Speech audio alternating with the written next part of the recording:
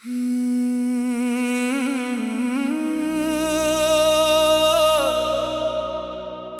नाम जपाऊं रे दिन रात, तोर सपना में खो जात हूँ हर बात।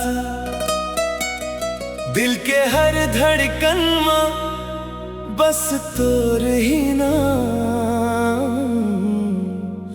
मोर जिंदगी बन गे हवे तोर संग संग शाम।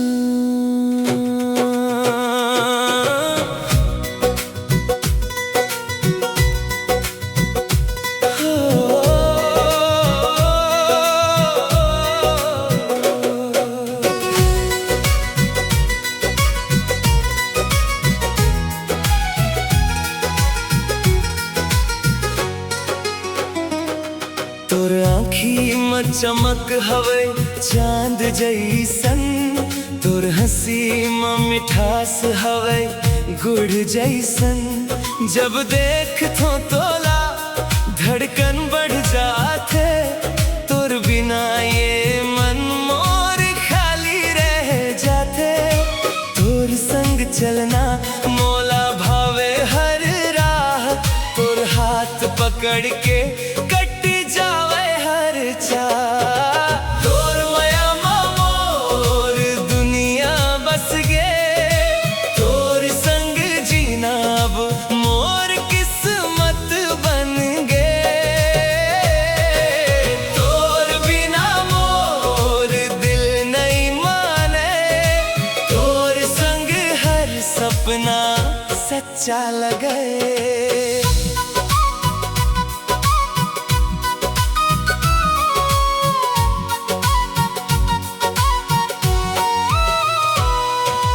बात में जादू हवे मोला खींच ले थे, तोर नजरा मोर दिला सींच दे थे।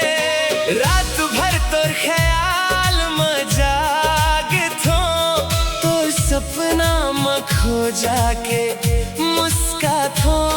जब दूर जात हस मोला रोना थे, तोर बिना हर खुशी थे।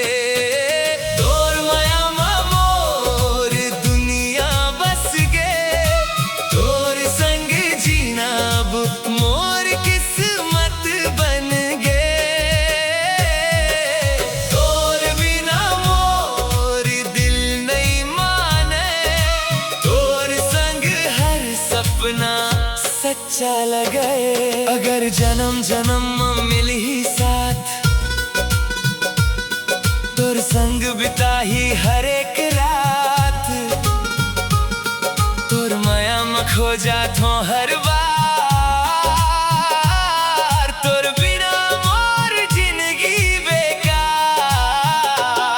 तोर हंसी मोला जीना सिखाइस, तोर माया मोर दिला छुलेइस।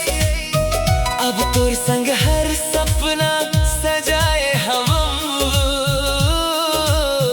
तोर बिना कुछ नहीं चाहूं।